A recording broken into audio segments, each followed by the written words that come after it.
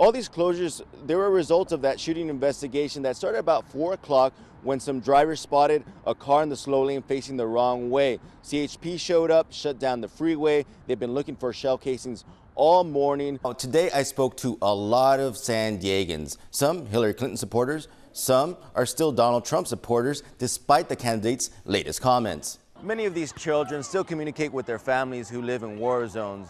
And although they know their families are still in danger, it's programs like this that help them get away from the stresses of day-to-day life. That homeowner that we just heard from, he's actually a building inspector and worked in the insurance industry, so he's seen a lot of these types of accidents. First time it's happened to him, so a very different perspective. They do have surveillance cameras around their home, so the Highway Patrol will be able to use that in their investigation as they try to figure out who this driver was that crashed here. For now, we're live in Poway.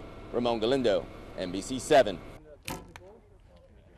People are getting special access to the training facility today, but with the change of ownership, all San Diegans will have more access to these facilities year-round. Congressman Issa calls his plan the Access to Insurance for All Americans Act. It would give people access to the federal employee health benefit plan that government employees already use. It calls for no mandates on businesses or individuals.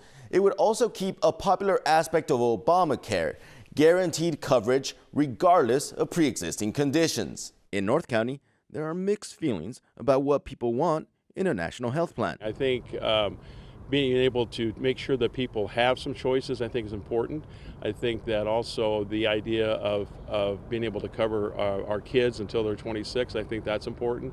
And I also think that pre-existing conditions are important. Now that we have accessibility, now we can have affordability. I just think everybody is entitled to have health care.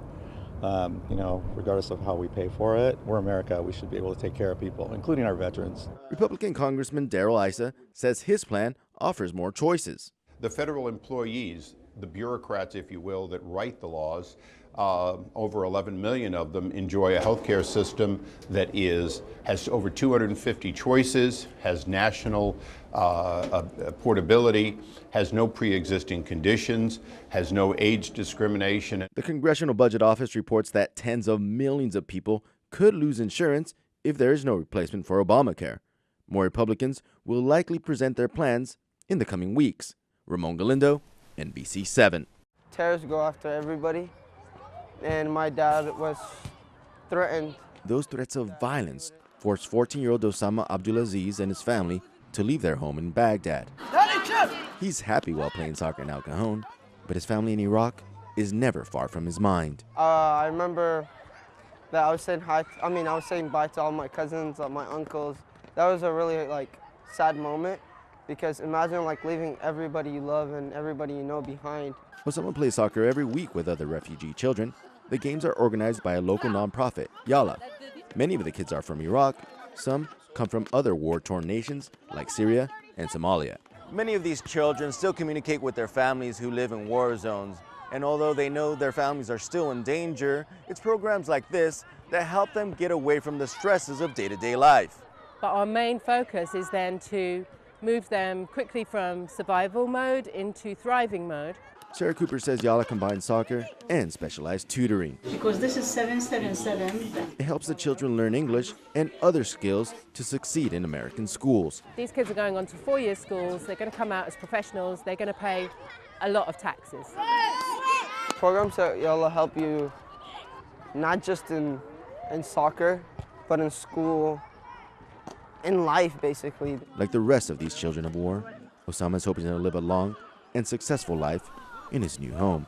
In El Cajon, Ramon Galindo, NBC 7. This drone might look like something you can get at a high-end electronics store, but there's a major difference. All I have to do is press launch, and it's autonomously going to fly around, see everything, and then let me see everything. A drone that can think for itself. In the near future, Special Operations Forces will be able to use them to map out buildings in urban war zones. The operator can watch a video feed without worrying about controlling the drone. The Pentagon is working with San Diego-based Shield AI to develop the artificial intelligence. Our mission is to use these artificial intelligence systems to save service member and civilian lives. The drone has not been given any commands except go check out the building.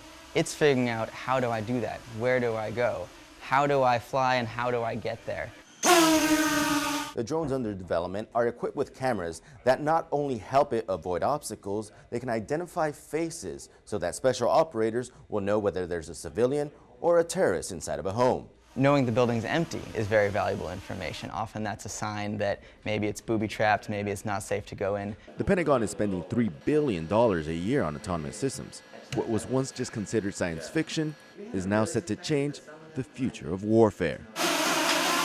In downtown, Ramon Galindo, NBC 7.